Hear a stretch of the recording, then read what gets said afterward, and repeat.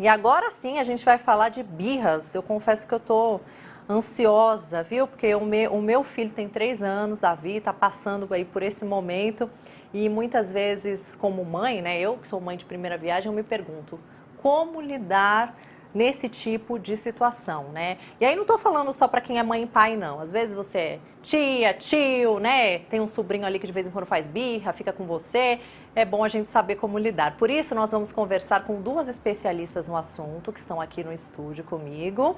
É a doutora em psicopedagogia, que é a Raquel Manzini, e a psicóloga Ana Carla Domingues. Sejam muito bem-vindas e obrigada pela disponibilidade. Obrigada. Um pouquinho aqui mais para frente para conversar. Então, eu quero começar com a Ana Carla, que defende que a birra é apenas uma forma da criança se comunicar. É isso mesmo? Explica pra gente esse conceito, por favor. Bom, a birra, ela normalmente vem, né? Ela acontece quando a gente tem algum tipo de frustração, né? Ou recebemos uma negativa, ou algo que a gente queria não dá certo, não aconteceu como a gente esperava. E a criança, ela expressa isso tende a expressar isso de uma forma mais impulsiva, né? Com o corpo, com toda a sua expressão física sobre o que ela está sentindo, né? Mas ela está aprendendo a nomear uma emoção, que é a raiva, que é a frustração, né? Então, do nosso ponto de vista, mais dentro da linha da psicologia positiva ou da linha humanista, o nosso papel é ajudar a criança a construir esse repertório emocional, né? Entender o que está acontecendo para chegar naquele comportamento, que existem outras formas de se alcançar aquilo que quer, como lidar com essa emoção, como superar aquela frustração de alguma maneira, né? Então, no nosso ponto de vista, o adulto é o mediador, né, desse processo de construção desse repertório emocional, onde a raiva é uma das emoções importantes. Sim.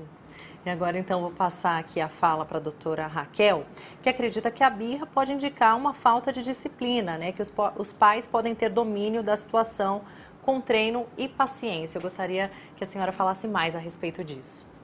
Bom, como psicóloga, o que a gente avalia no consultório, o que a gente avalia com os pais? Qual é a função dessa birra? Quando ela acontece? O que a criança está buscando com essa expressão dessa raiva, dessa frustração? Muitas vezes é para poder obter o que ela quer, ou atenção, ou brinquedo, ou objeto que ela deseja naquele momento. Então é muito importante os pais perceberem como eles podem estar reforçando esse comportamento. Então é muito interessante quando a gente avalia com os pais que muitas vezes o comportamento de tentar ao máximo acalmar a criança, na verdade é um reforço para esse comportamento continuar acontecendo. Quer ceder de imediato à vontade da criança, quer passar horas ali, né, tentando negociar com ela algo para que ela não fique frustrada.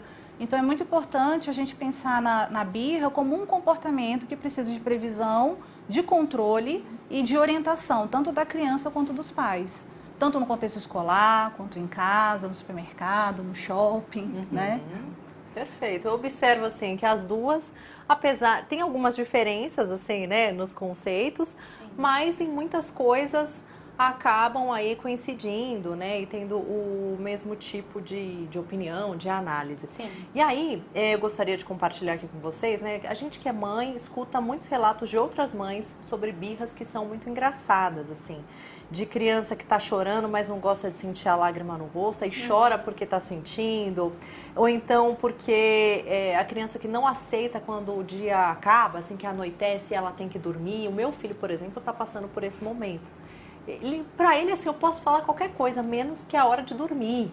Ele luta até o último minuto, assim, né? E aí eu gostaria de perguntar para as duas mesmo, como que esses casos diferentes podem ser contornados pelos pais? Pode começar.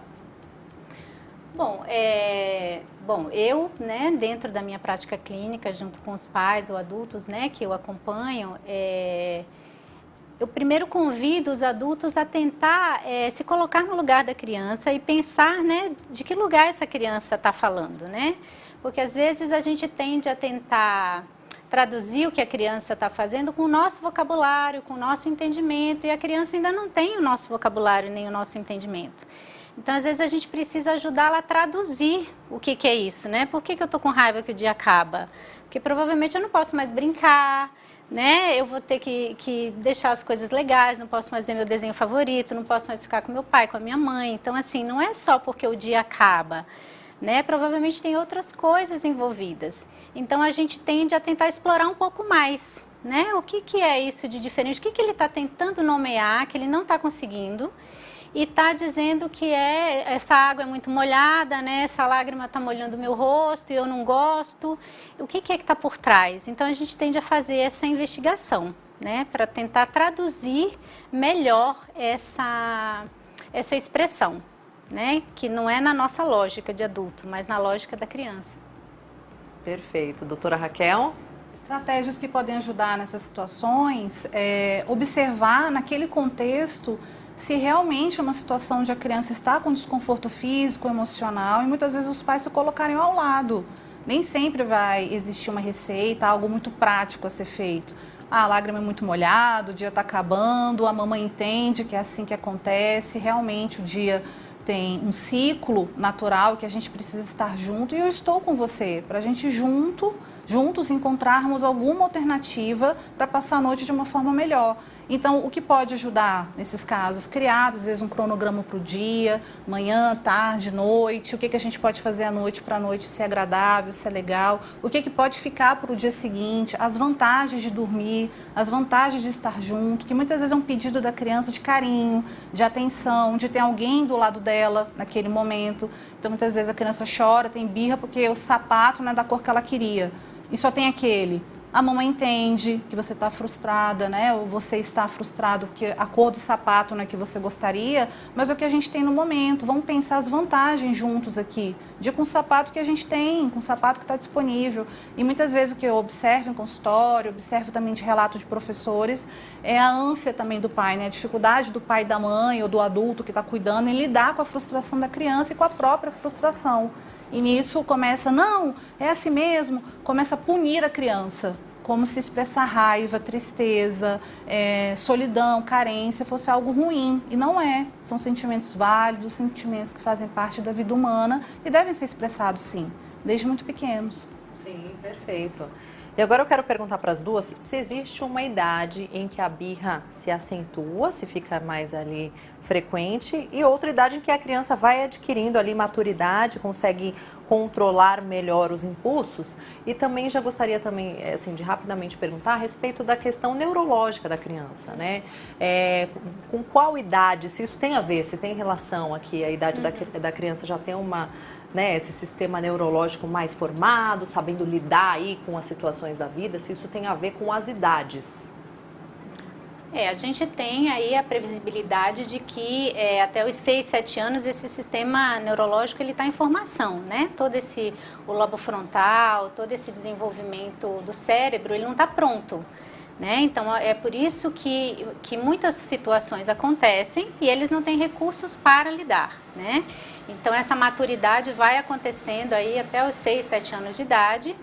E até lá a gente tem alguns picos de birra, né? A gente tem aí às vezes por volta de 2, 3 anos, ali por volta de 5, né? 6, 7. Então a gente tem alguns marcos, sim, mais evidentes, né? Onde as coisas acontecem um pouco mais intensas, né?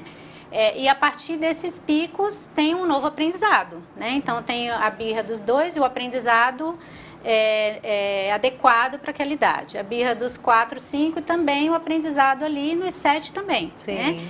E se a gente não faz esse acolhimento, né, que a Raquel mencionou, se a gente não ajuda nesse treino, se a gente não ajuda nessa compreensão, a gente segue fazendo birra, né? Porque a gente também pode se tornar um adolescente, um adulto fazendo birra, né? Encontro assim uns de 25, 30, 40, tudo fazendo birra, viu? Exatamente. É verdade, tem muito. Então a gente vai, né, espera treinar, né, sim, espera compreender, amadurecer, para que a gente possa não crescer, não se tornar um jovem adulto, um adulto, né, birrento, porque a gente tem alguns